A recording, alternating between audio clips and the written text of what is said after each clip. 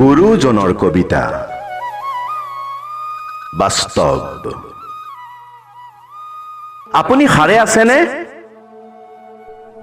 মই জাগি আছো বাস্তৱ পৃথিৱীৰ বাবে। সপোনে আপোনাক আমনি কৰে, বাস্তৱে আপোনাক আকৰ্ষণ কৰে।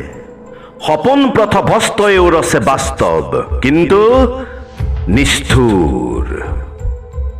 সপোনত কিন্তু মনবোৰ উৰে, বাস্তৱত কিন্তু স্থায়িত্ব পায়।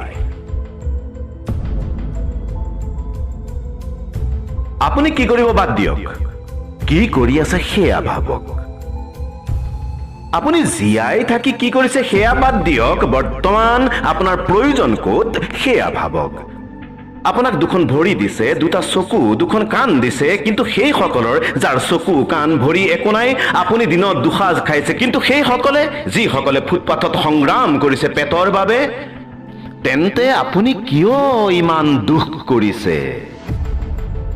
আপুনিতো জীয়াই আছে চলিব পৰাকৈ। কেৱল সংগ্ৰাম চলিব নিজৰ বাবে, ৰাইজৰ বাবে, য'ত হাঁহিৰ জোৱাৰ উঠিব। সংকল্প সেয়া হওক। আপুনি কাক হহুৱাব পাৰিছে, কাৰ চকুলো হাতেৰে মুচি দিব পাৰিছে?